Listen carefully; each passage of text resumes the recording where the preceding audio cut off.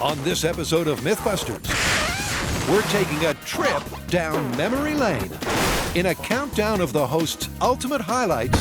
This is hands down my favorite episode. We'll go behind the scenes. It is the beating heart behind why we love doing this show. To salute and celebrate the greatest hits, most spectacular misses, trickiest builds, and weirdest, wackiest, most exciting experiments. It was hilarious.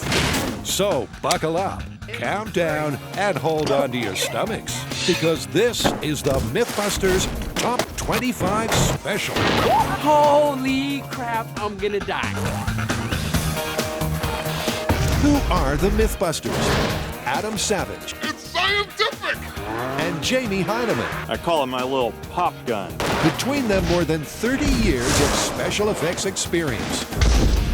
Joining them, Tori Belleci. And touchdown. Carrie Byron. They're starting to get a little crazy. And Grant Imahara.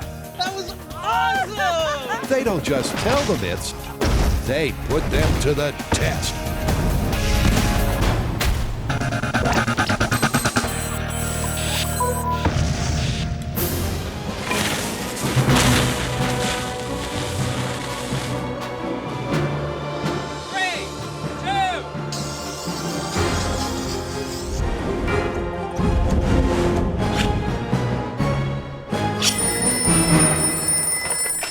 MythBusters.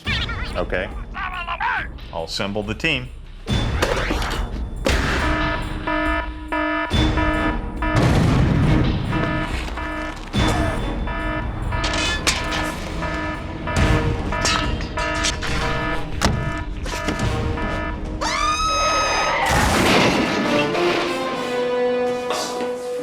got the call. What's the emergency? I don't know. Where's the walrus?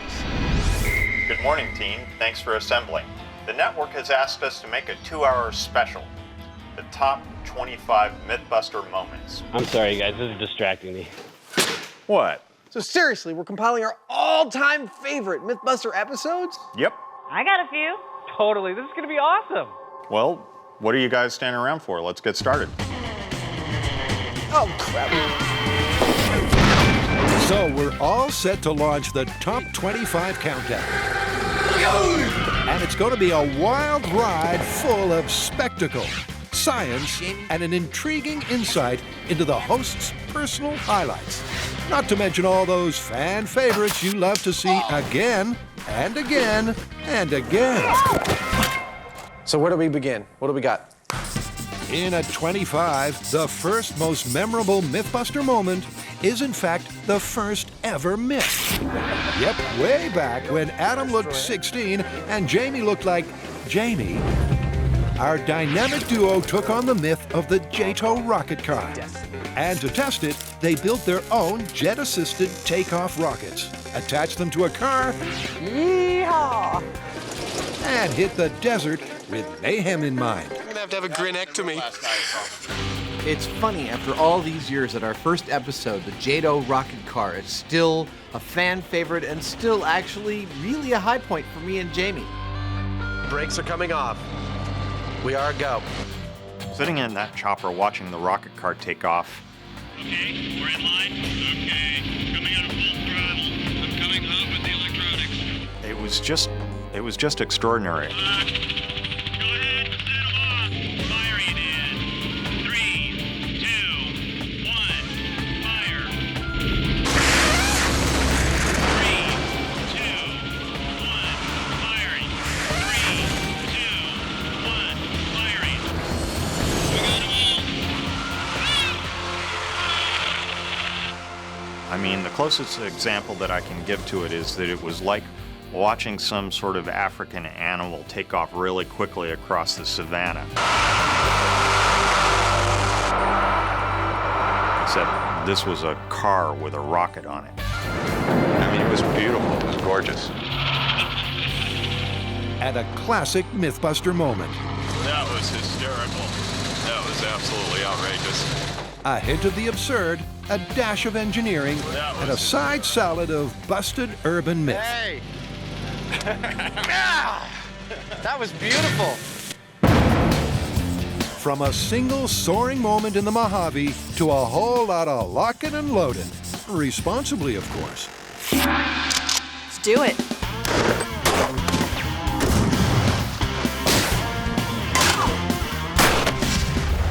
Guns are a part of our standard stock and trade on this show, and I gotta say, I have some reservations about that because, well, they kill people, and that's to be avoided. But that being said, they're often fascinating, elegantly engineered machines that in our hands, where we use materials and tools in ways for which they were never intended, I call it my little pop gun. Things get real interesting real fast. It's a lot of fun.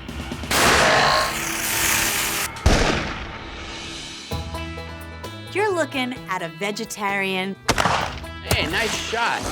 from California. Let her have it, Carrie. I never expected that I would be a gun person.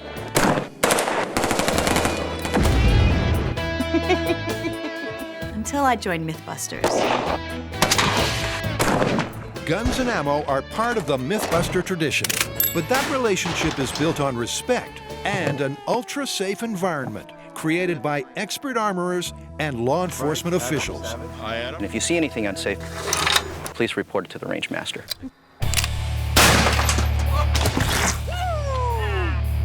But the moment that fires guns and ammo into number 24 is from the viewer-requested mini-myth that it was possible to cut down a tree with a machine gun.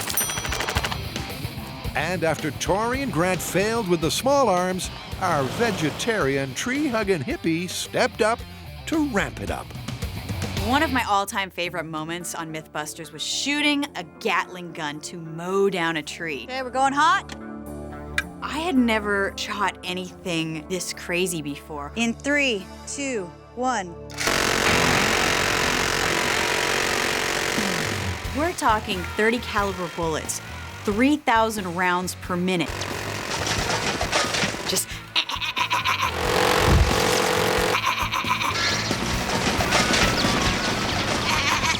it was powerful.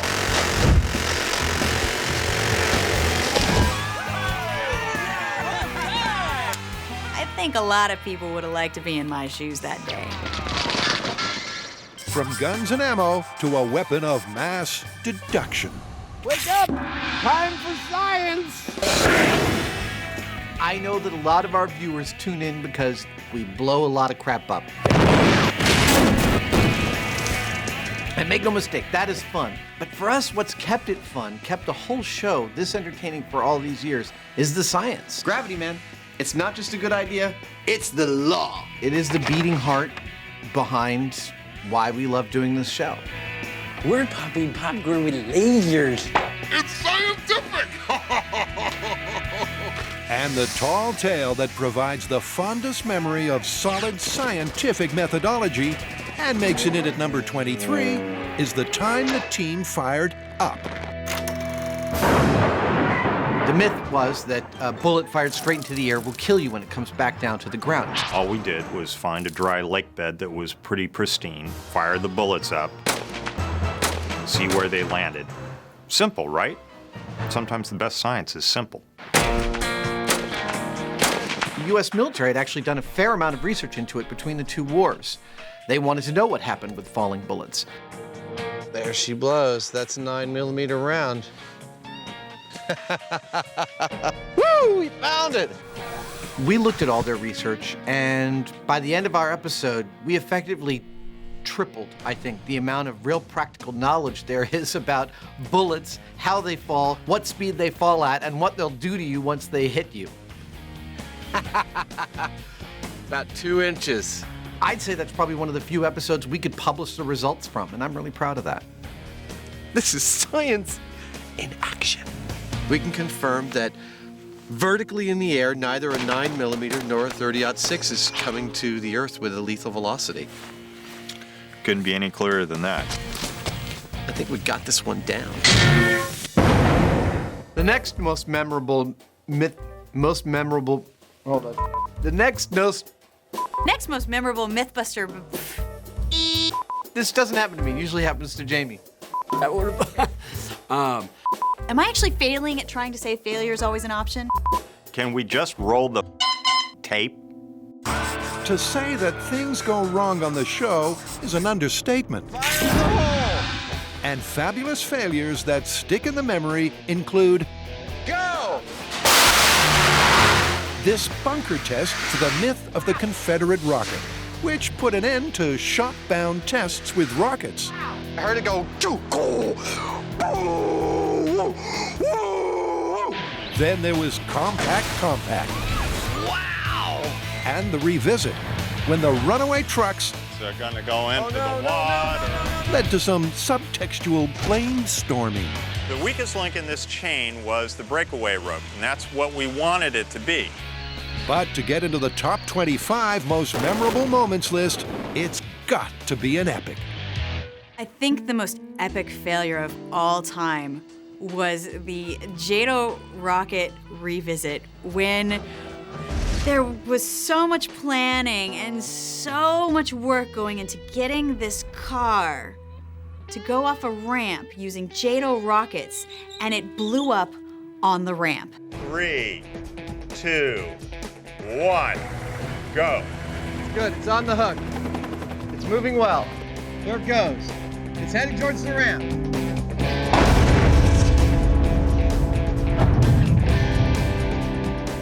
Or not. There's no reset. You can't reset for a JATO rocket car launch because blowing up is your last chance. Boom, done. No reset.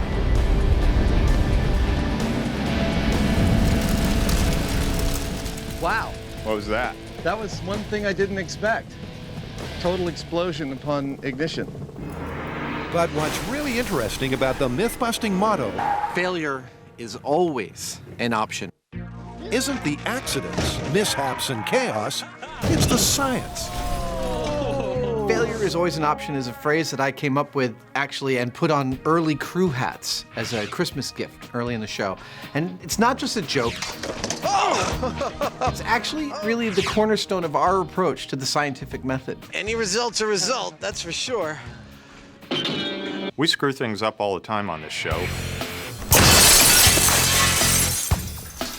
And we have no pretense that we don't screw up. Whoops. In fact, when we fail, we learn things, and so we actually kind of respect it. 1.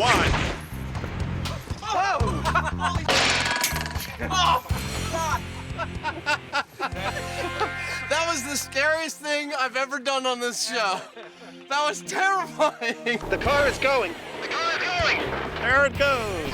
The cultural idea of the scientist is someone who sets up an experiment, and when it doesn't happen the way they expected, they think, oh, my experiment's a failure. Ah, crap. No scientist actually thinks like that. Any experiment that yields data is a viable experiment. Is information. Information is key, not what you expected the outcome to be. Therefore, any kind of failure of what we perceive might happen is an option.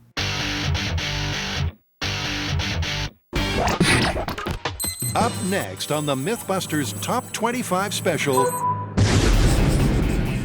nothing beats your first world first.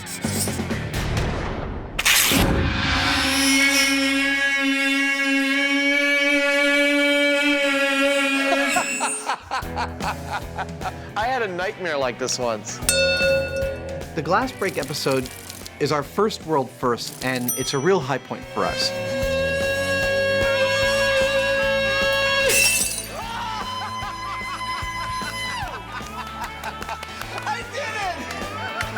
Going into that episode, everyone's heard the myth that an opera singer can shatter a glass with their voice, and we thought that that was totally possible. But our research started to turn it over and showed that it was maybe not possible, that nobody had ever filmed anybody doing it. That there were films of a speaker doing it, but never someone solely with their voice.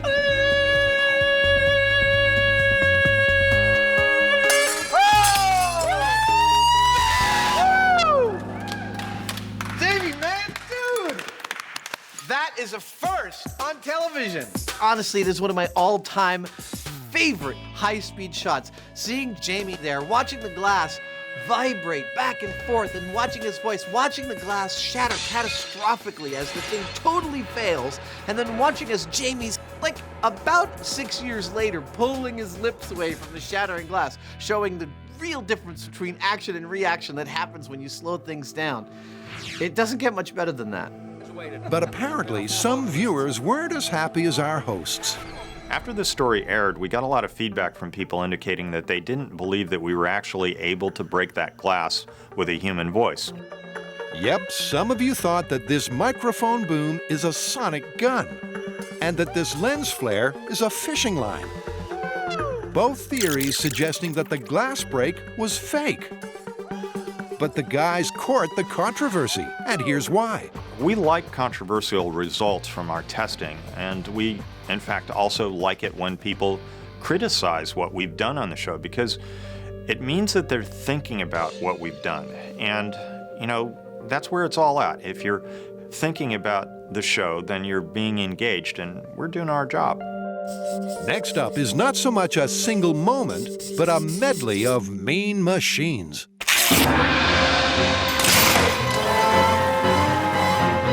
Over the years, the team has collected plenty of crazy contraptions, mad models, and rad robots. Pay close attention because here's exactly what's going to happen. That's what's going to happen.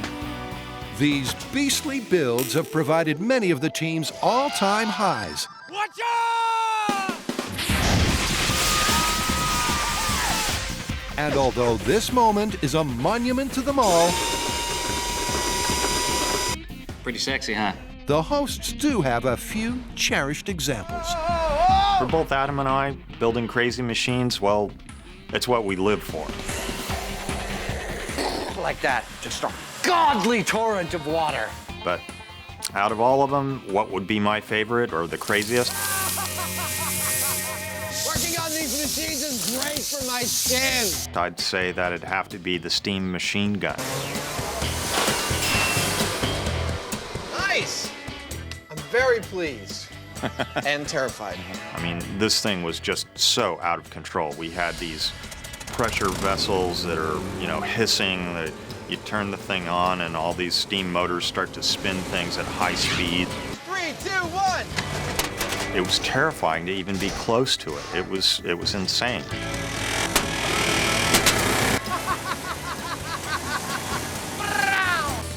As for Master Modeler Tori, well, whenever he gets to bring his special effects experience to the party, he couldn't be happier.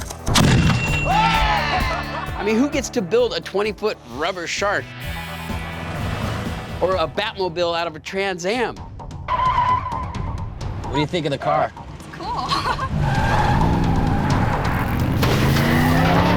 I'm like the luckiest guy in the world.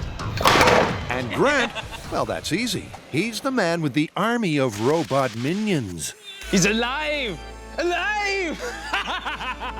You know, I think that building these machines is one of my favorite things on the show. Decapitation hazard, everybody. One of my hobbies before starting MythBusters was fighting robots.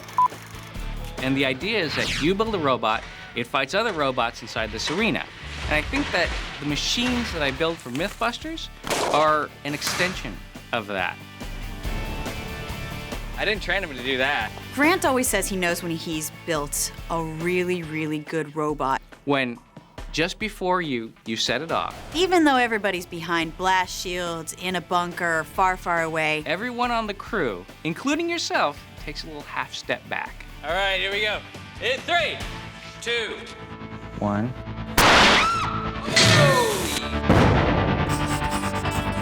In the serious business of solving crimes of science, Cue dramatic music. sometimes you need a little protection. Bot, baby. Yeah, I can shake a booty in this. Come on, let's go. I feel like I'm ready to go out clubbing. It's not dissimilar from how Jamie was dressed when he first came to Earth. You want to take off your hood and participate in this conversation? I kind of like it in here. It's private. Hail, people of Earth! I come in peace. Yep, the team often pull on protective clothing. In their line of work, it'd be foolish not to. Ah, dude. But over the years, at your urging, they've also worn costumes that are not strictly necessary. And this fan-requested costume comedy and creative use of safety gear has provided a host of audience highlights. So, let's take a moment to remember all those moments when the team took one for the team and got dressed up like idiots. James, I'm frightened. You have every right to be afraid, my lovely. How'd you feel? Feel kind of sexy. They were definitely firmer at 8,000 feet, but not by much. Well, do you want to go all the way? Yes. Yes. We're busting out of here, see? You ready? Oh, yeah. Is this as disturbing as I think it is? It's even more disturbing than you think it is. I like it. Sir, yes, sir! I'll predict that I'll be dancing on Jamie's intestines in minutes. Are you okay? I think so. Good job, dude. Once again, making my family proud.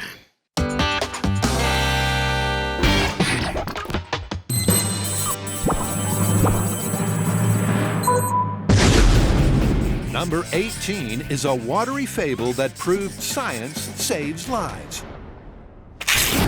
While we've tested stories that really range the gamut, everything from the purely abstract physics thought experiments, conceptual ideas, to Hollywood-leading misconceptions about physics. Golly. Every now and then we get our hands on something that has real-world consequences, and for me, the high point in that is the underwater car. The myth being that if this happened, you wouldn't be able to open the door to escape until the interior filled with water.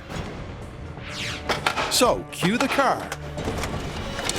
I had to remove the engine from the car to clean the car up, so I did. The water, Don't pee in the pool. and for Adam, the opportunity of a lifetime. It's something I've always wanted to do. This is my story from the get-go. Okay, it's coming past my waist. Now I can start to see under the water. Oh my God. That being said, being in that car while it was sinking, buckled in, hearing the water rushing under the dashboard, feeling the cabin of the car pressurizing, all of those things are totally wrong. And, you know, you're clear that if you ever felt these in real life, things will have been going very, very badly. Woo! All of that being said, it still was like a super high point for me. I've always wanted to be the hero of my own action movie, and this is one of the chances.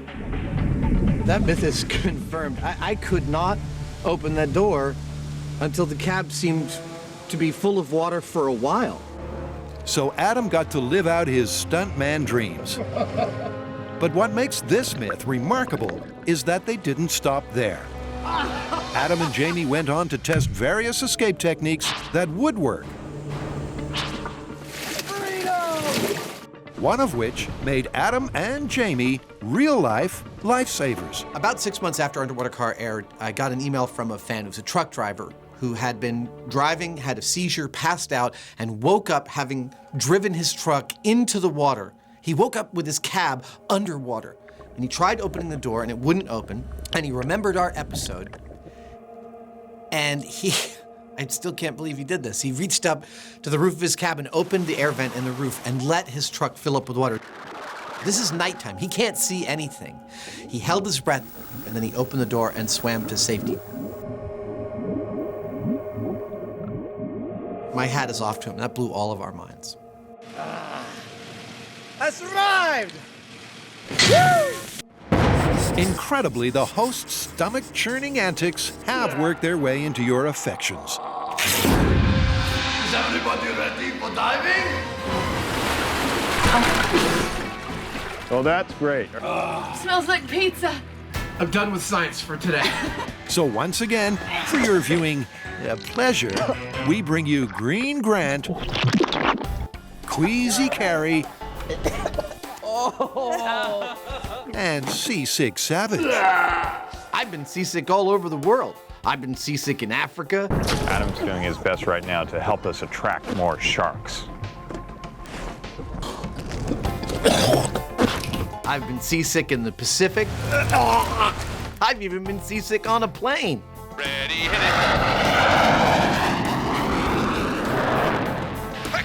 Come on, stick with me, Adam. You got it. You got it. Come on. Stay with us. Stay with us. We got it. Come back. You with me? I'm with you. I almost passed out there for just a second. I will say, of all the times that I have been sick, the Blue Angels flight was the only time in which being sick did not diminish in any way from what I was experiencing. I'm starting to feel a little nauseous. I think I may throw up. All right, you got the bags back there? I do. Hold on.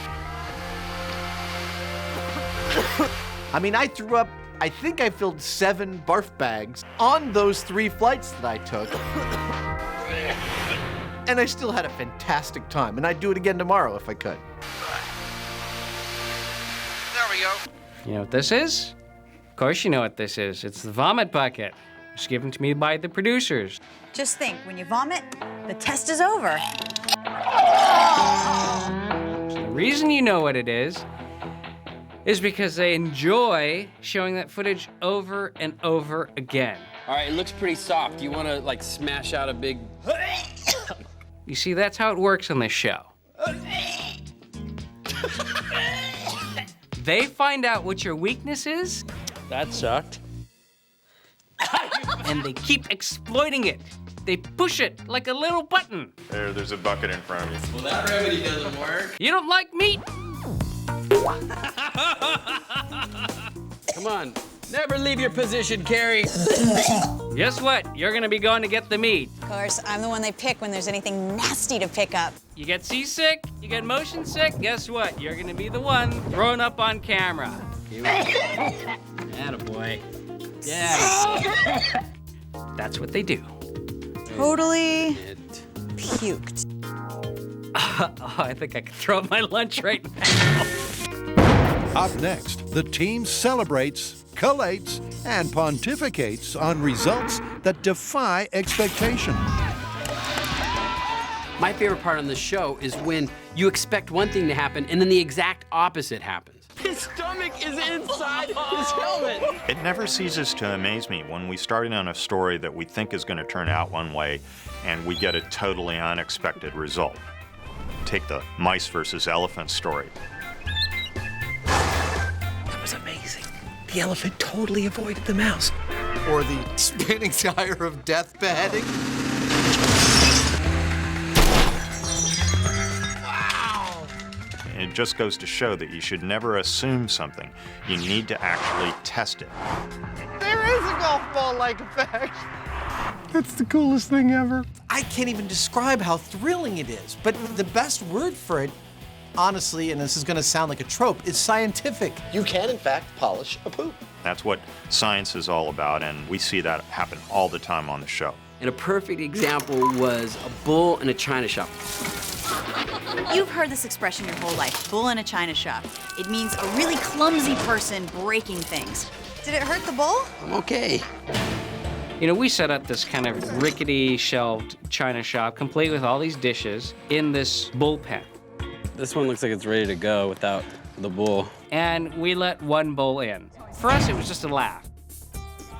Oh, dang! Here comes the bull. Oh, look, he's totally avoiding all the china. It was the most graceful thing I'd ever seen. And it was running fast. It wasn't just walking. I mean, it was moving quick, just weaving in and out of these shelves, not even touching it. Whoa, he's getting right through the shelves without knocking over a single piece. That was cool. Okay, that's strange. Let's let 2 bulls in. So the 2 bulls, one follows the other one, and they just go around the china shop. Look at that. They're very careful of the break-in china.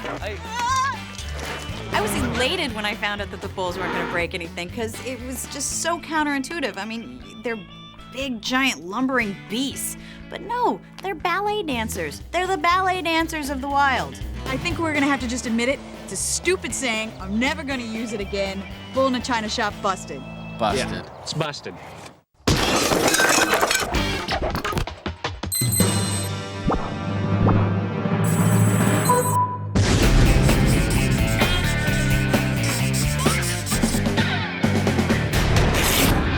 think we should call him Buster. Buster. Buster sounds pretty good.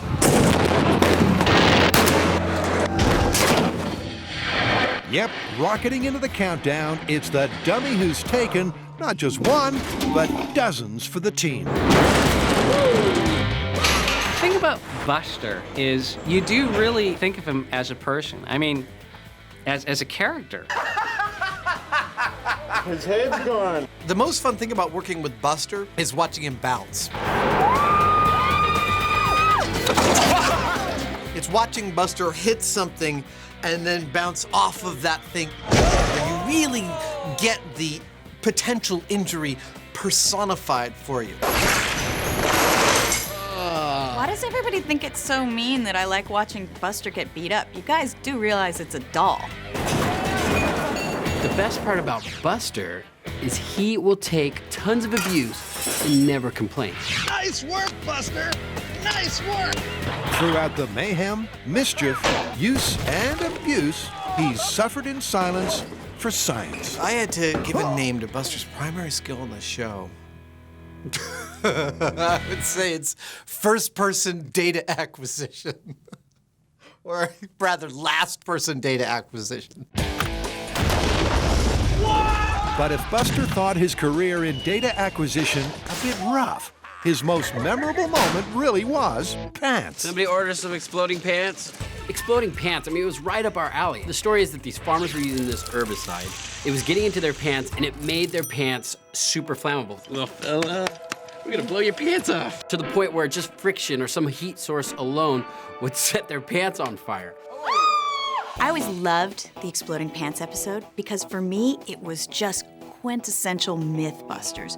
We had great small-scale experiments. We had a historical myth. And in the end, we got to blow Buster's pants up. So you want to ramp up the results? I want to see a pair of pants explode. This is a high-velocity explosive that we're using here, a specialty explosive. We expect Buster to get a pretty interesting ride. 3, 2, 1. That's what I'm talking about. Those are exploding pants. It's like he'd been vaporized. And after something like that happens, you do feel bad for the guy. That's all that's left of his pants. As for Buster, well, he was worse off than his pants. Then I found this finger, or it was a burned up hot dog from some old barbecue on the bomb range. I don't know, but I kept it because I think it might have been a part of Buster. But this was truly the first time that I could not put him back together. In at number 14 is a household material that's stuck in Adam and Jamie's absurd affections. Relax. This won't hurt a bit. Whoa! I take a certain glee in using tools and materials in ways for which they were never intended. Fun for the whole family. Take the duct tape sailboat, for example. It's such a common material, but look what you can do with it if you set your mind to it. It's such an adventure. Yeah, baby. You can keep your duct tape prom tux. We got a boat! The duct tape boat satisfies because it's a totally absurd object. Who would ever want a sailboat made out of duct tape? Yeehaw! This is actually working. I know that there are art movements like the Dadaists and the Futurists and the Cubists and the Impressionists. I think there should have been some absurdists. While it's true that failure is always an option, I have to say success is pretty sweet. And in the absurdist art movement, Jamie and I would be card-carrying members. Well, Adam, you know what they say. Yeah? Whatever floats your boat. I somehow didn't think it was going to be duct tape, though.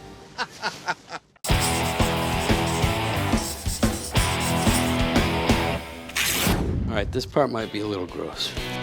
This next memorable moment is a monument to all those What the hell are we doing? Moments. And I've made this ballistics gel zombie dog to illustrate our point.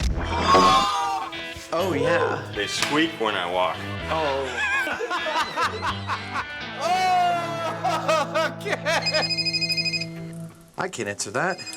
I'm tying a pig's stomach into a skeleton.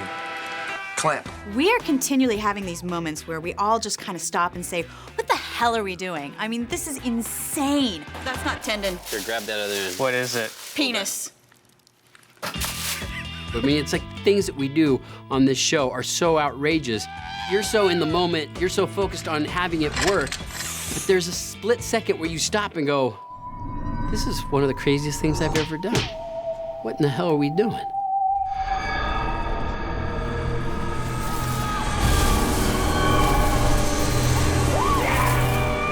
I climbed down a rope of human hair to try to break out of jail. I see split ends. You should have used conditioner. There's split ends. Oh no, that was so scary. Yeah? For me, the ones that stand out are really specifically the ones I just never imagined I would get to do. Oh, wow. Like hand-feeding an octopus that fell in love with me. Yeah, he's very excited. Swimming in syrup. How cool is that? Whoever has tried that? Yeah! Woo! One of the grossest ones for me was when I was building Meat Man. I present to you my creation, Meat Man.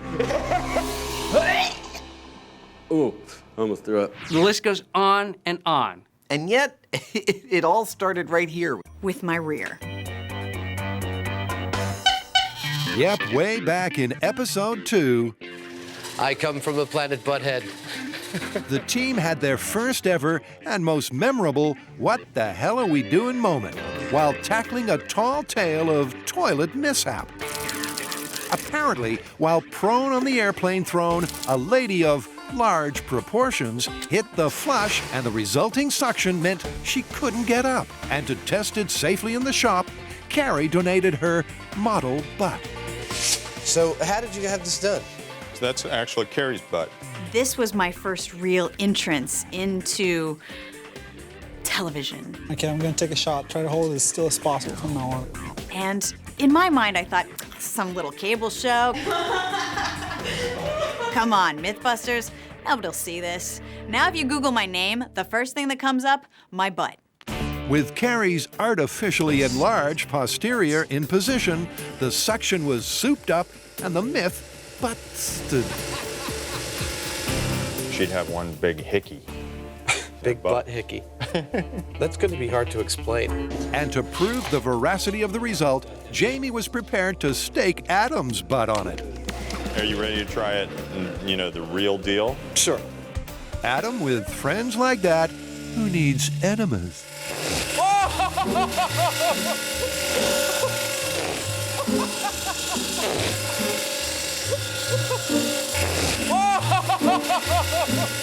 All right, that's significant.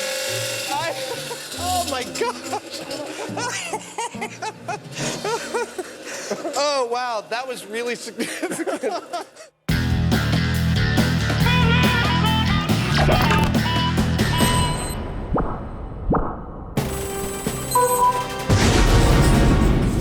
Next up on the countdown, Ignition sequence starts. the team shot for the moon while shooting down the conspiracy theorists. Eagle has landed. On this episode of MythBusters, was the moon landing a hoax? It's one small step for man, one giant leap for mankind. What's that, Neil? We really went to the moon. It's absolutely unreal. Say hoax. Hoax!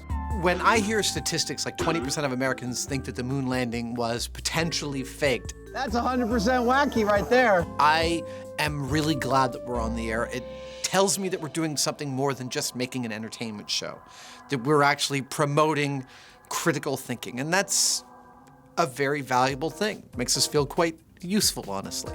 Oh, yeah, perfect. Growl like a tiger. Mew like a kitten. But if you want to know what really got me excited about doing this, it was building the miniatures and models. That's perfect. Because keep in mind that for something like 20 years before I started on MythBusters, that was mainly what I was doing. So it was a real joy to be able to practice my craft again. He's standing full on in the shadow, and you'd think you wouldn't be able to see him. He'd be dark, but he's not. He's in brightest day. The cool thing about the moon landing myth is we actually got to work with NASA. Oh my God. When do you get that opportunity to actually go to NASA's testing facility? It's a portable hug. Use their equipment in order to find out whether or not we landed on the moon. It was just a rare opportunity and a very memorable one. In your your face, conspiracy theorist! Over the years, fishy fables have netted a heap of highlights for the hosts. Big one. Coming up. Whoa!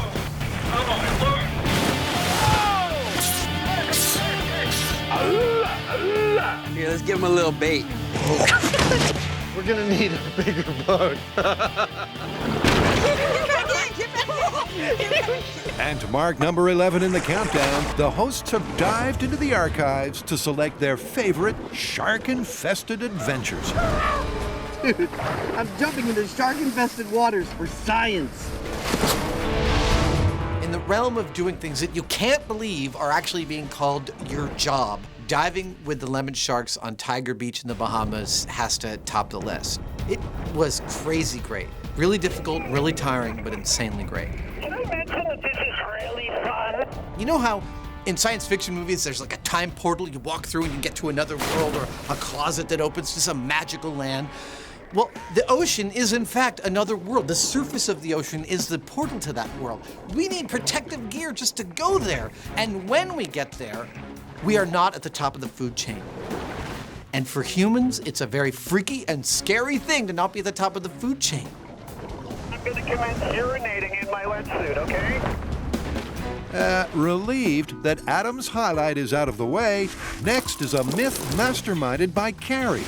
While marooned in shark-infested waters, is it better to play dead? Okay, so here's the plan. We chum the heck out of the water. We attract as many sharks as possible, and then you two jump in. Well, no, that sounds like a bad idea. Who thought up that plan? Cocktails and appetizers! I hope they like sushi. Oh, I hope they like Italian. Yeah, fishy, fishy. Oh man, I gotta give you credit. I'd never do this. Yeah. This is freaking scary. Brave. Oh. This sucks. This sucks so bad. This sucks a lot. I don't want to do this. Why the hell are we doing this? Every fiber of your body is saying, no, this is the worst idea ever. You want a piece of me? You know, you just overcome it, get in the water. First, I'm thrashing around. He's playing dead. Don't get your dinner! Oh my god! And then he starts thrashing around, and I'm playing dead. Help! During the shark special, where I'm trying to play dead, while sharks are circling us, Help! Really realistic. It's almost like you're scared. this particular myth combines two things that I'm really afraid of. One, being out in open water, and two, fish touching me. Something just touched me! I think that was a shark. Right now! Come on! That is intense. Help! He was squealing like a girl. He was terrified. It was hilarious. Help! Especially since I was on the boat watching. Come get it! I mean, it was like the most primal scream. He was like, help! Help! Help! Help! Help! Help! Need any harm, they're just hungry! All right, come back in. I think we might have confirmed this one. That was really intense. But not quite as intense as the third and final installment of Shark Tales, a memorable moment that stretched the team's resolve to the limit. I've gone diving before, and I've gone diving with sharks before. But going diving with sharks in the dark was terrifying. The scariest part was seeing how close they were coming to my coworkers and realizing that's happening to me too. Look at this guy right here. He's coming straight for the light. It's creeping me out. Wait a minute. What was that a shark? Are you kidding me? Oh my God! I just smashed the shark in the head with the flashlight. These guys are starting to get aggressive. What the hell are we doing? For the safety of sharks and hosts alike, that signaled the premature end of the test. But not before the team took away a confirmed myth and a most memorable moment. I was freaked out. At number 10 is the exclusive broadcast premiere of a much-loved viral video. back when the team tackled facts about flatulence. Hey, we got one! In the interests of good taste, we left out an incendiary mini-myth.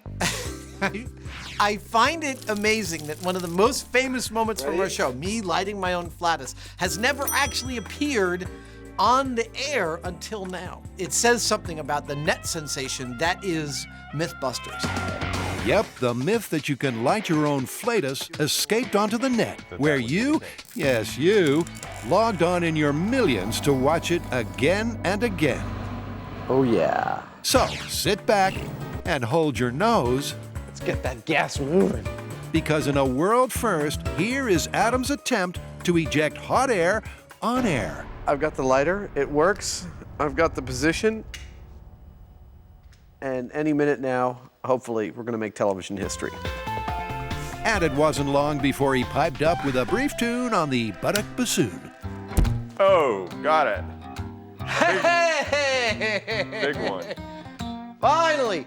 Woo, I smell some singed blue jeans. The high-speed camera is, I think, the most important tool that we use on the show. And we've used it to do things like illuminate things happening in explosions far faster than the human eye can see. We've also used it for recording me lighting my own flatus. From the sublime to the totally trivial. Oh, got it. Except for the fact that we also know that no one else has ever filmed a flatus being lit on fire on high-speed camera. And we love being the first at anything on this show. This is the MythBusters Top 25 special, as chosen by the team and you, the fans.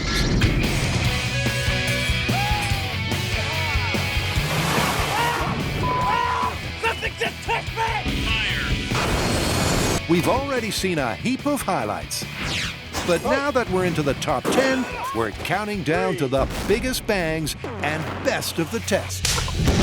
Holy crap! And in at number 9 is a collection of those moments the team strap in, buckle up, and jump off for science. We do all our own stunts. The only stunt double you'll ever see on MythBusters is Buster. The concept of human guinea pig is more than just something that we've printed on our shirts. I mean, it's a central idea of MythBusters. I always wanted to be a stuntman as a kid, so this job on MythBusters is kind of like a dream job. Yes, every single time the team gets an opportunity to live out their stuntman dreams, they make a deposit in the Personal Highlights Bank. Water skiing behind a rowboat, that was just plain exciting. We were curious to see whether it was actually possible. And it was. Whoa! And never one to miss a chance to ramp it up. I can't believe we're gonna do this. Our resident action man, Tori, took the towing tail to the next level. That was probably one of the coolest moments on the show for me, where it was just like, to be able to say you've wakeboarded behind a cruise ship.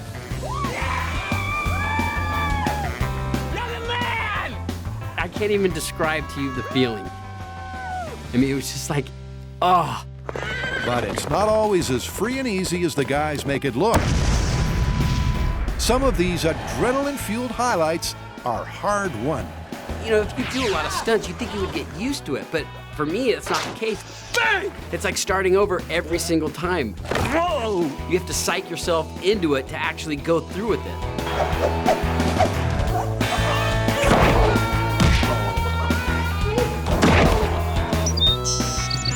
Oftentimes what happens with a stunt is that I will anticipate it with excitement until just before I'm about to do it, and then I'll realize how scary it is. And then get that fear under control to do the thing and slowly get better and better as I go. And that is a really interesting process, overcoming that fear reflex to be able to do something. Let's go for it. because one of the things about stunts that's really fascinating is all the work happens before you do the stunt. There's no correcting in the middle of a stunt. This is something that I've learned the hard way. You have to be just mentally prepared so that once you take the jump or dive or slide, it all happens right. And attaining that sensitivity to it is really awesome. Red flag to a bull, we are seeing if the color red will infuriate a bull to cause it to charge at you. Whoa! So we'd done a bunch of tests, and it turned out it was actually motion, not color. So we were so confident that it wasn't the color that I dressed up in a red jumpsuit and stood out in the middle of this ring, and they let bulls out. Every guy's running around. And your heart rate just like through the roof. Everybody stay sharp. He's on the Tory side of the ring. He sees Tory. More movement! More movement!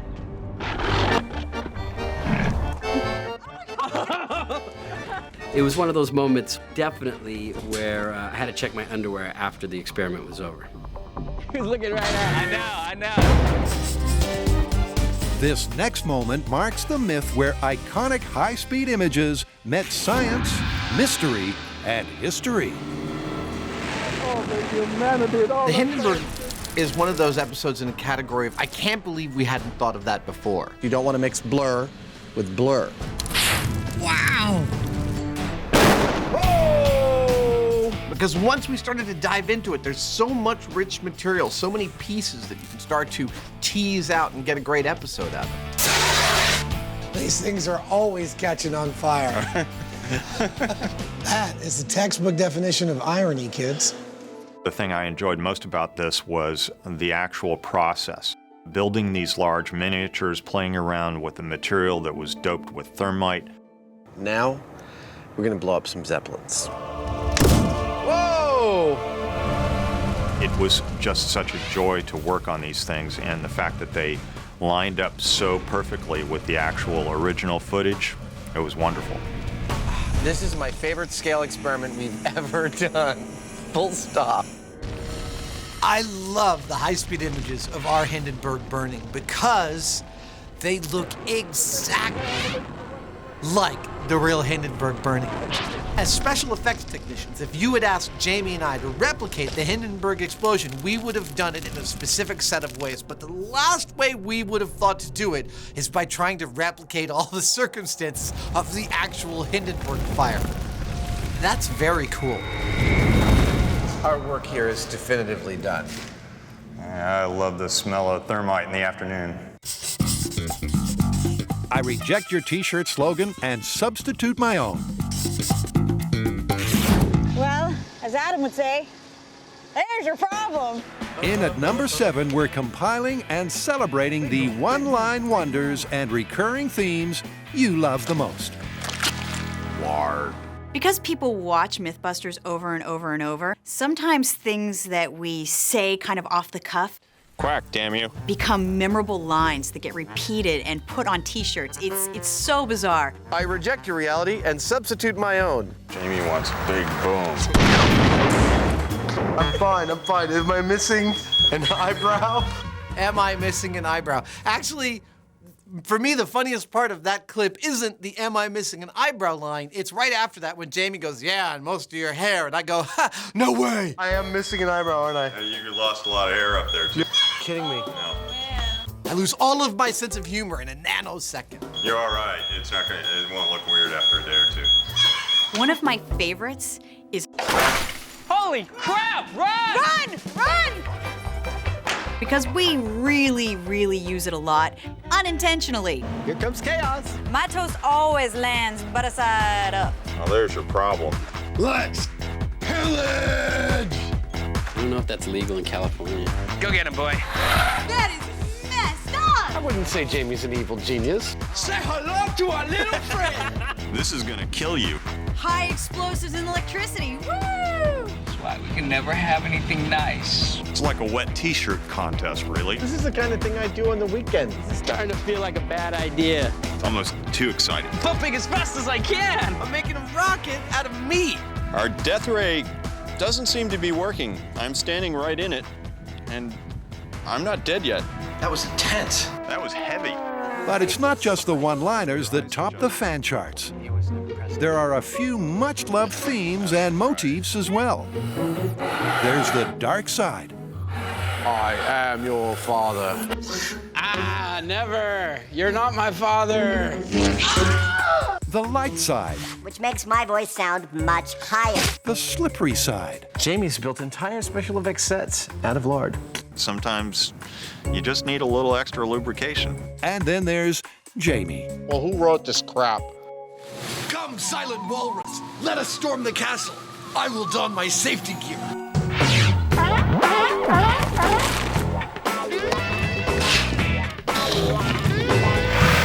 Jamie, underwater.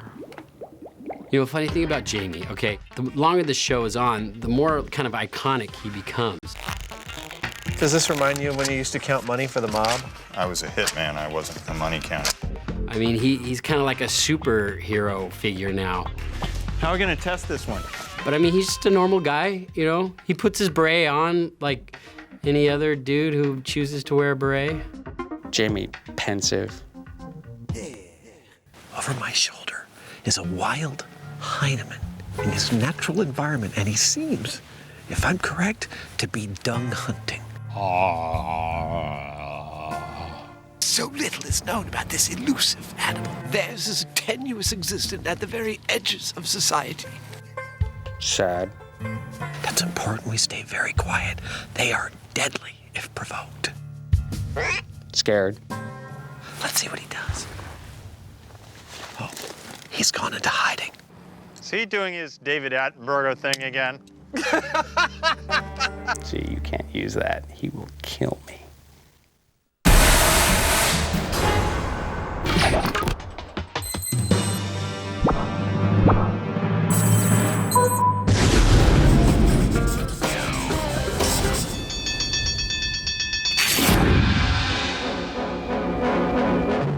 The Alcatraz escape is such a classic MythBusters story. There's such mystery surrounding it, and we may never ever know what really happened that night. The spoon proves mightier than the bars at supposedly escape-proof Alcatraz prison. That is one of the episodes I'm still most proud of and most astonished that we got to do. I mean, who else has actually gotten into the water off of Alcatraz and paddled their way to safety in a boat? And it was that kind of commitment to the cause that squeezes this myth into the top 10. And it began when, armed with the precise details of the legendary getaway, the prevailing conditions, the convicts' materials and plans, Adam and Jamie embarked on an ingenious build. I think one of the funniest things I've ever seen us do on the show was Adam banging away on the raft on the table in the shop while we were building this thing. And then stopping and saying, Wait, was that a guard? No. Hey. With the stealth and subtlety of a prison riot, Adam and Jamie completed their flimsy rubber raincoat raft. Hurry up, they're coming. And headed for the rock, where they faced the cold, dark, turbulent waters of Frisco Bay in obligatory comedy convict costumes. You look funny. You don't?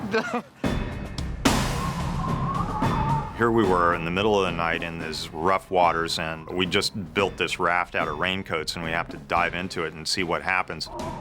We spent 25 hours putting together all the components of the Alcatraz escape boat. And yet, even after all that work... Oh, Jamie, you're the man, baby. We really kind of expected it to disintegrate. And honestly, sitting in the little rowboat watching Jamie do his little caterpillar dance out onto the Alcatraz raft, I could not believe it was holding up to that kind of abuse. Oh yeah, we're taking on water, okay. Despite the team's fears and the sheer unlikelihood of the recreation being successful, all of a sudden, astonishingly, the MythBusters were breaking out of Alcatraz. The other most astonishing thing about the escape was how crappy Jamie's rowing is. I have no idea where we are. If you look carefully, you'll see that I'm doing all of the work. I'm up there at the tip of the boat, shoveling the water, pushing across. Look at Jamie's oar. He's like, He's like not even doing anything. And I've still yet to hear a suitable explanation from him for why he's doing so little. This is so cool! It seemed like for the entire voyage that the thing was about ready to sink, but, you know, sooner or later, the opposite side of the shore came into view and we were out. It actually worked. It was amazing. We made it! I think Alcatraz Escape is a quintessential moment for MythBusters because it's the perfect plot for MythBusters. Everybody's heard of it. It's a seemingly impossible task that we, after careful examination of all the evidence, prove, in fact, is totally plausible. It's a home run from a story and an execution standpoint. I'm king of the world!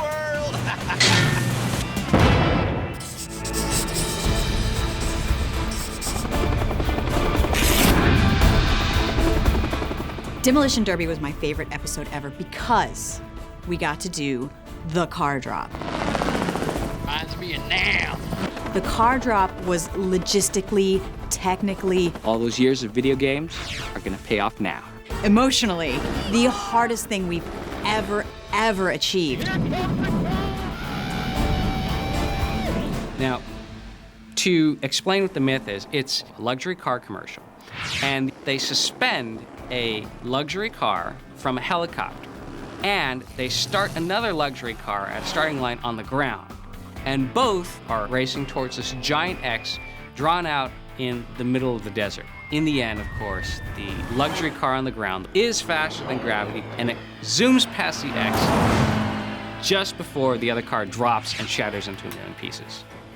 Now, before we went out to the desert to test this whole thing, we went to the quarry to do the small scale.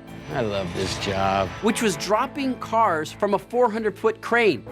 I mean, that just tells you how big this myth was.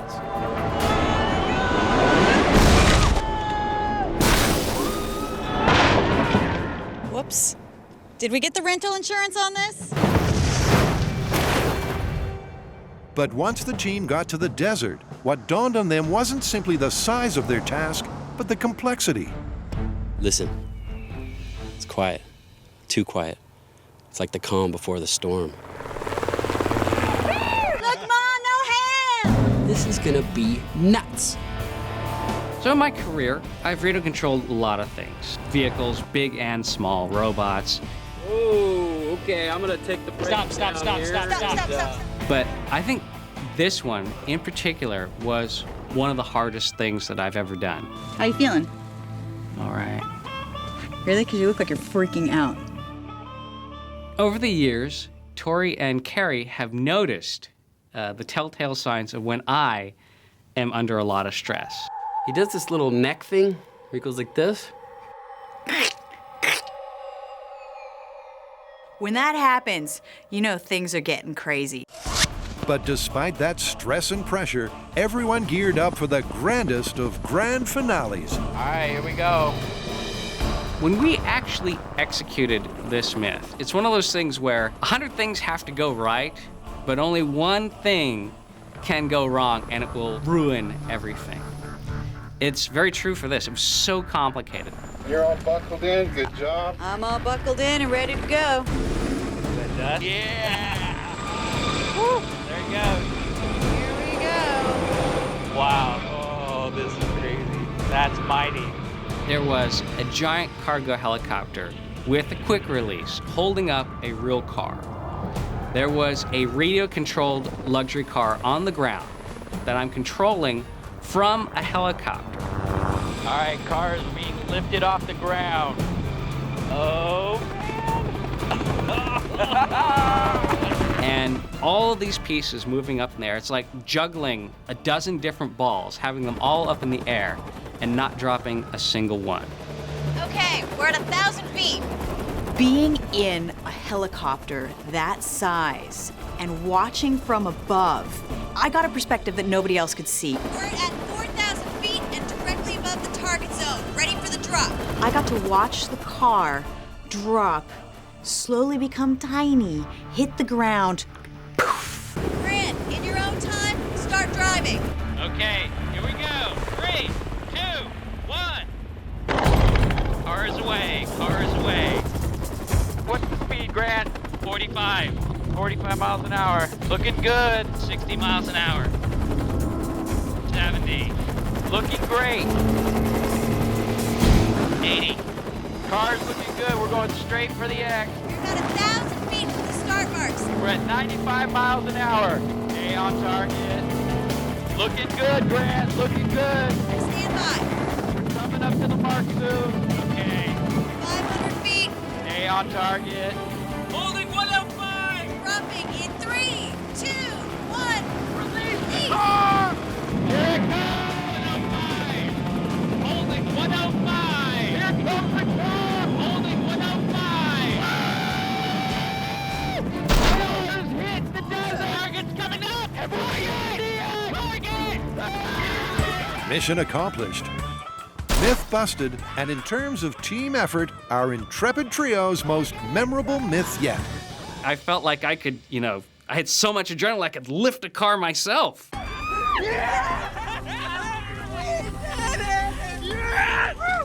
Just the amount of work and things that could go wrong in this experiment, the fact that everything came together and it all worked, it blows my mind. I still can't get my mind around it.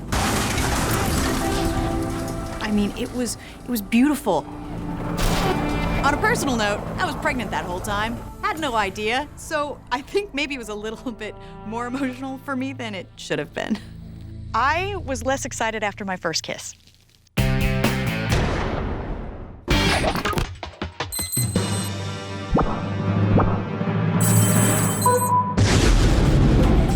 At the top of most fans' memorable moments list are the trials and tribulations of Adam and Tori. I'm scared. I see injuries in my future. So here at number 4, we're celebrating all of the eye-watering, I'm okay. wince-inducing incidents our pair of bleep-happy pain partners have produced for your viewing pleasure. Wow! That hurt a lot. And one interesting aspect of the pain game is how it's developed from the early days of calamity and chaos to a more refined science. The pad screwed me. Early on in the show, I said, This is a show. It's like 4 minutes of science and then 10 minutes of me hurting myself.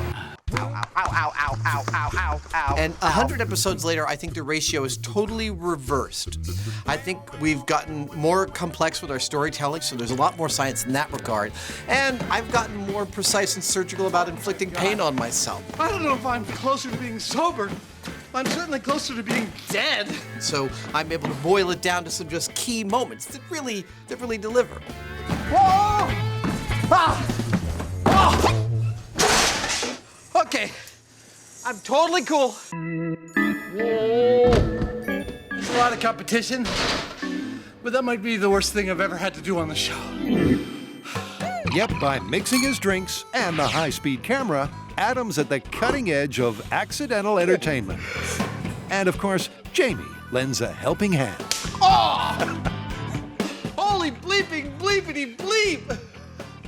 Can I do that again? That was kind of fun. No, that made my head ring. Oh! It was a good-sized slap there.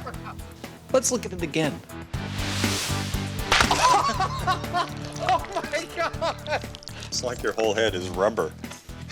That's the funniest thing I've ever seen. And speaking of a helping hand from the Hyneman,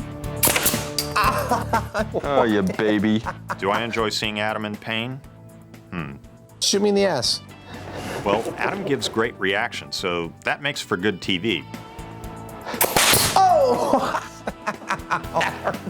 Look, some of Jamie's supposed entertainment at my getting hurt is the editors creatively telling a story that isn't quite there.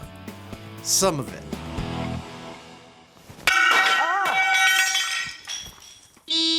Wow!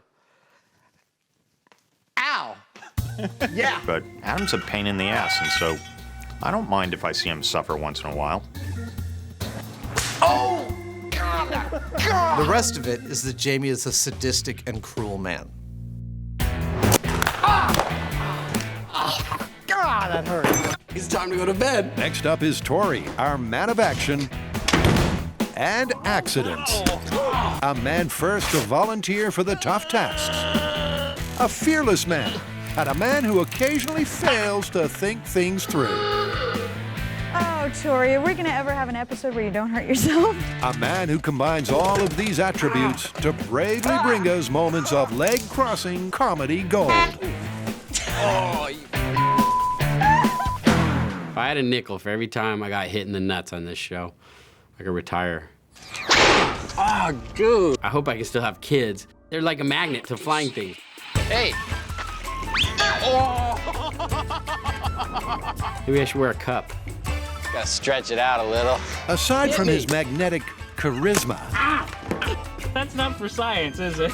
That's just for you. Tori has a tendency to trust his fellow hosts.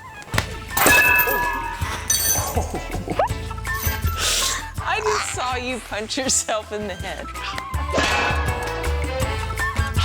A trust that has, on occasion, been taken advantage of. You smell that? What's that? Bad things. Let's egg him on until he hurts himself. And one accident that I had that I get a lot of questions about is the bike jump. It seemed like an easy enough thing to do. Carrie and Scotty told me that I could make it. I mean, I did a couple of tests next to it, and they said, oh, you totally got it. Yeah, it looks like you cleared it. Go for it. Does it? And you wonder why you always see him getting hurt. He took me seriously, tried to jump the little red wagon, and flew through the air like Superman, skidded on his face, and got up, not hurt, not a scratch, totally fine. Now that is really fun to watch.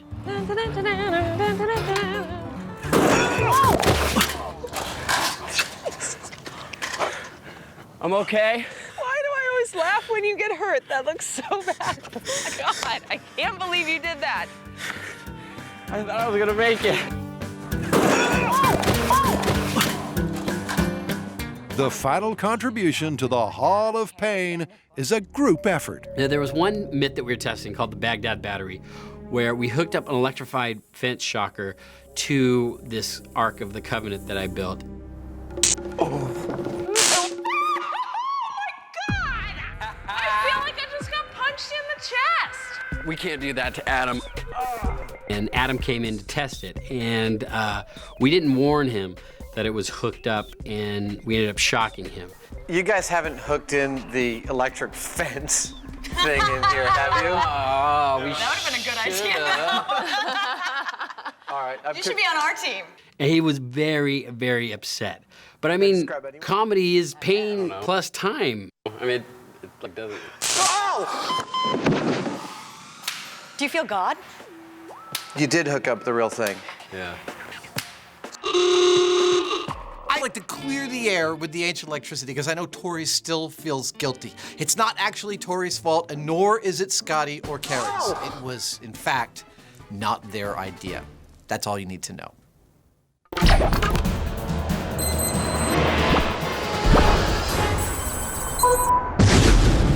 In at number 3 is an explosive pair of revisits with rockets.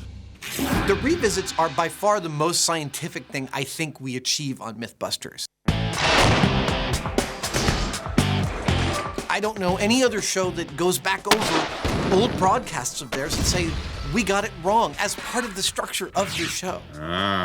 Hey, look at that. Well, gee, that looks like a bullet. And I'm proud of the fact that we're doing them because what you're seeing on this show is the real deal, mistakes and all. And we fully acknowledge that sometimes we get it wrong. That means that we have to revisit it to do the job right. That thing was going so fast that it was in and out of the range of the camera before it knew what was going on. And of all the great myth-busting moments that revisits have reaped, the two that make it to number 3 involved result replication with rocket sleds. First to launch was Adam and Jamie when they proved that to compact a compact, Oh my God. you needed a whole lot more than 2 trucks traveling at highway speeds. Let me spell out for you exactly how this is going to break down. When we push the launch button from the bunker, this back sled fires, pushing this front sled down the track to here, where the front sled's rockets kick into gear and carry it the rest of the way down the track. By the time our sled reaches the end of the track here, it ought to be going 700 miles an hour. It will then leave the track, traveling across 20 feet of open space where it will eventually hit our car. Smack on the nose. Now the car's backed up against that steel plate and that concrete block, and that should simulate our two-truck impact at the speed of sound. Are you ready? I'm ready. Do you mind if I flip the switch? Go for it. This is Compact Rocket Sled in 3, 2, 1. Wow! Holy crap! That didn't mess around. Oh no! That second stage was a hell of a thing. It was like, whoa, it just disappeared. I've seen things go supersonic, I've fired cannons, I've watched jets go by, but there is something about that rocket sled, watching the sled reach 400 miles an hour and then the second set of rockets kick in, and watching it reach 700 miles an hour before hitting the supposedly immovable object. It's like a visceral experience of something that makes you feel good to be alive, and not in its way. The rocket sled test has to be one of the more spectacular things that we've ever done. But having been there and seen it live, I have to say that it's almost too much to absorb. It all happens so quickly. Holy crap! The only way that we really get a chance to absorb it is by looking at the footage afterwards. And that's where this moment comes into its own, because the high-speed footage is nothing short of spectacular. But conversely, watching the rocket sled accelerate to the speed of sound and hit the immovable wall, nothing equates to seeing that in person. I have nothing else to compare it to. It really is the high point.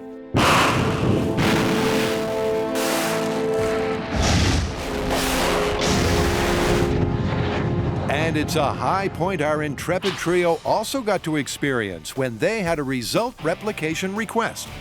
Now, when we test the myth that a car gets in a head-on collision with a snowplow and it gets split in half, we could not replicate the results. I mean, we got it to split halfway, but it didn't split the car completely down the middle. So the fans wrote in and said, we want you to do this. We want you to do this again. Cue the car, the rockets, their sled, and the bunker. This is rocket-powered super plow versus front-engine vehicle going at 500 miles an hour in 5, 4, 3, 2, 1.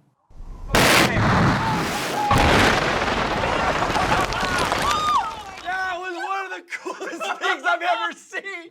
Wow! That went so much faster than I thought it was going to. Oh, that was great! It was like here 1 second and then gone. I really didn't think we were going to be able to split a car in half. I thought the rocket sled was just going to obliterate it, but it pretty much cut the car clean in two. We found two distinct halves. I mean, it took so much force to make that happen, and the rocket sled delivered. We split I cannot believe we split the car in half. Look at it, it went right down the tape line. We have two perfect halves of the car. It's like, I can't help but smile. And watching that high-speed footage, it's just like, we did it.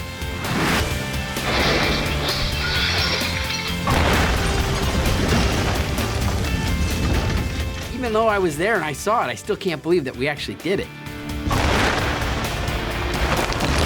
For me, using the rocket sled is one of the closest things that we get to being Wile E. Coyote in the cartoons.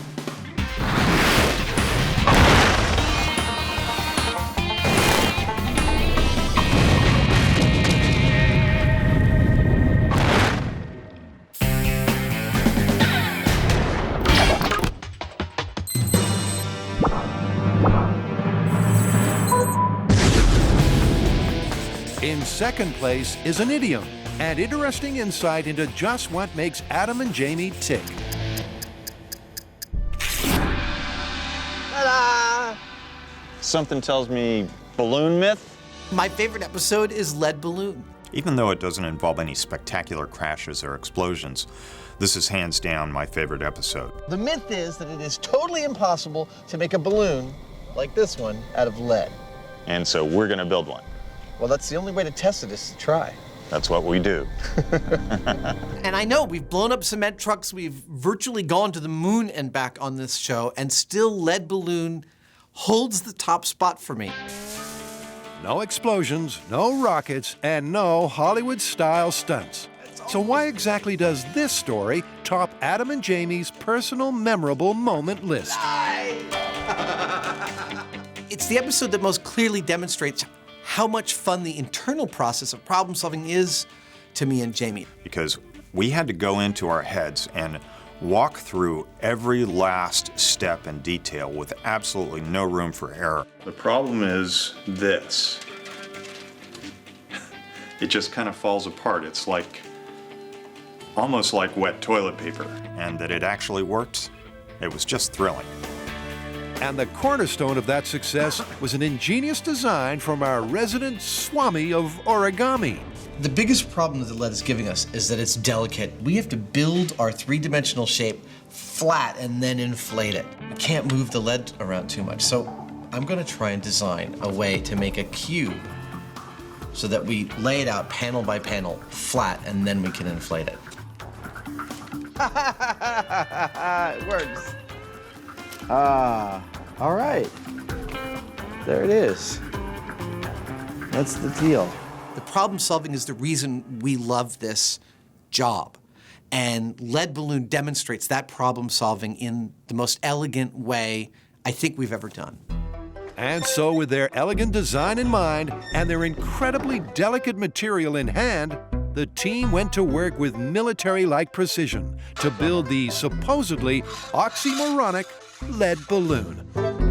This whole build depends on how carefully we do this.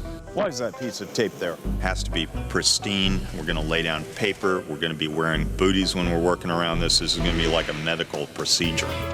My flat pack cube design for the balloon was something I actually thought about for weeks and weeks before we actually implemented it. I was thinking that the shape had to be simple, a simple platonic polyhedra, and I settled upon a cube as probably easy to make in the conditions we had to make it, which was flat and you couldn't move the lead once it was laid down. It had to be built in place. It's all working out quite well right now. Makes me a little nervous. One of the other reasons that I love lead balloon is its total pointlessness. I mean, you've got this idiomatic phrase that'll go down like a lead balloon as something that's impossible, and then you've got us taking the impossible on as a challenge. To do something so pointless and so successfully, no one needs to know how to make a balloon out of lead, but now we do know. And I find that strangely thrilling. Hey, Adam. Yeah. Congratulations on the design. It unfolded and twisted out just the way it was supposed to. Whether it flies or not, I don't know, but your plan worked. I'm really psyched about this one. He was psyched, all right, but also frantic. Opening tank 3. Because in the closing stages, the pace picked up. Rips and tears appeared as fast as they could be repaired. But the lead balloon, Hold on. That's it.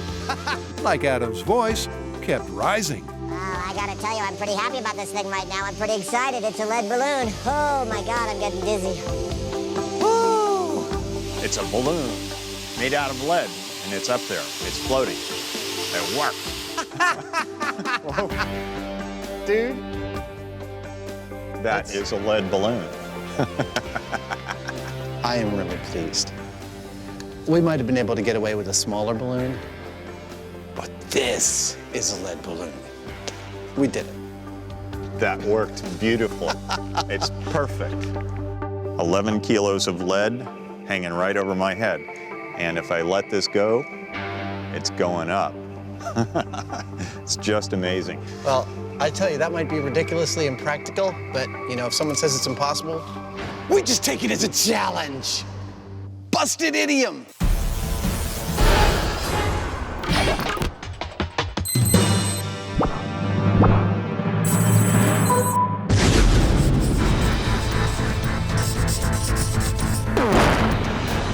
So here it is, the #1 MythBusters most memorable moment. And appropriately, the top 25 countdown concludes with a countdown. Jamie wants big boom. Big boom, big boom, big boom. In 3, 2, 1. Explosions. Combustions. Conflagrations. Pressure vessels that undergo catastrophic failure. And plain old big booms. Oh yeah. Everybody, say it with me. Jamie wants big boom. Are all part of the fabric of the show. That's what we do on MythBusters. We blow crap up. And so here at number 1, we celebrate the biggest booms, the most deafening detonations, and the scariest fireballs. But first, to start the end with a bang, we salute the all-time fan favorite explosion, the truck that disappeared in the light. Cement truck is by far the fans' favorite explosion, full stop. Well, we're going to use 850 pounds of commercial blasting agent. Isn't this like the biggest explosion we've done on MythBusters? This is the biggest by like 1,000%. I think the cement truck became a fan favorite because it's like your first kiss. It's something that you're gonna remember. Well, that's what we do on MythBusters. Is we take large objects and make them into very small objects. But it wasn't the explosion itself, per se, that gets people going about it. Fire in the hole! Fire in the hole! It was the simple elegance of the whole thing. First it was there, and then it was just gone. It blows people away. 5, 4, 3, 2, 1.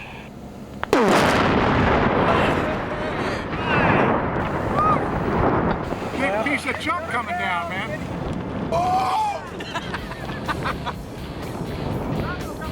And there's an aspect of it that I really wish could be communicated that just isn't there in the episode, which is we were standing 1.5 miles from where that truck blew up, which meant that the shockwave and the sound took 2 different periods of time to reach us.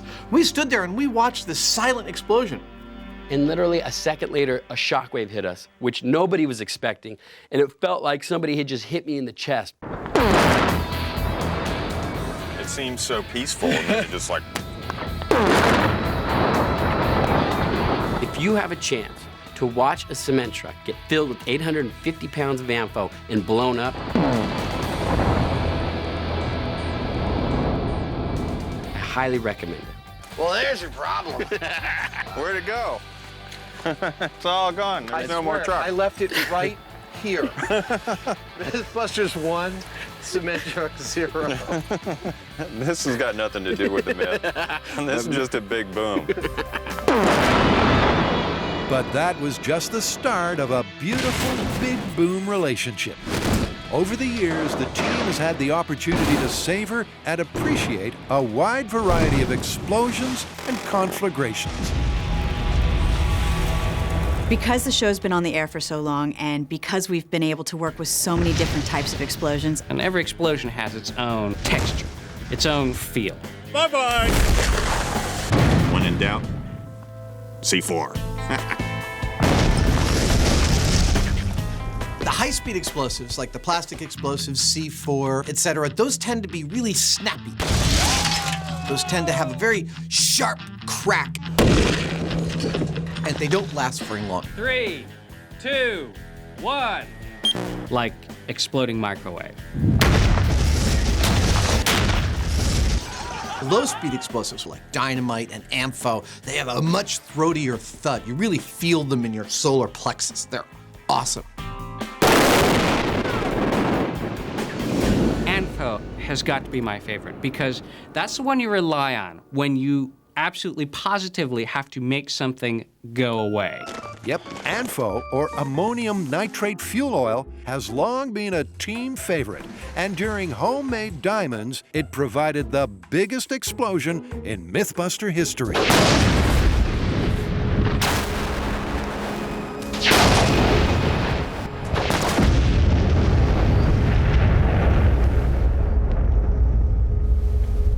But big is not always best.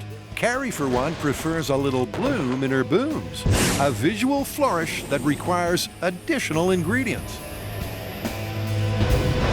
My favorite explosions always involve some sort of fuel. I love when you add gasoline. I love when you add propane. I love when you add coffee creamer. 3, 2, 1.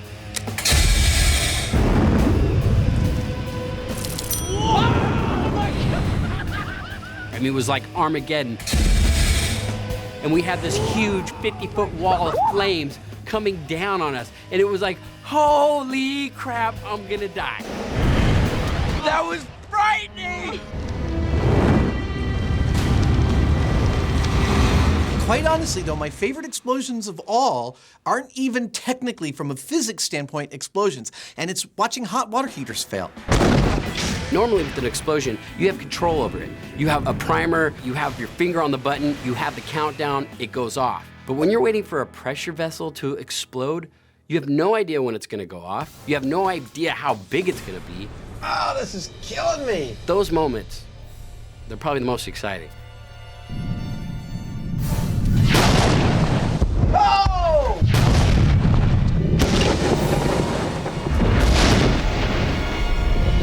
Now, another thing that people don't realize on the show is that we often end up exploding things that aren't specifically explosives. For example, CO2. Two words. What did I get you? Sounds like. Sometimes people ask us if we're acting when an explosion goes off and we're screaming and yelling and high-fiving. It's an explosion, are you kidding me?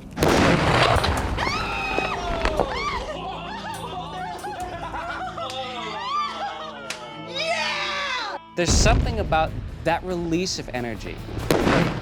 You feel it, and you feel a little scared and a little excited.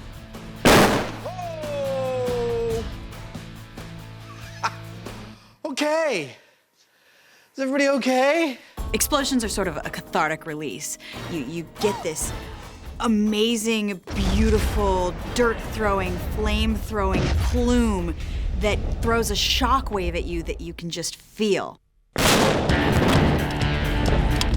Why are explosions such an integral part of the show? No more car! Well, it's not only because we love to blow stuff up. One way that you can tell that MythBusters has been in the area is to look for shrapnel in the trees. It really seems to be that most of the best stories end with something being destroyed in some spectacular fashion. And when you want to destroy something and in a spectacular fashion, well, we've tried most things and few things work better than explosions. Which gives us the opportunity to reconfirm the myth that it's better to end with a bang. We made something blow up. So sit back, relax, and enjoy the chart-topping, most memorable MythBusters greatest hits.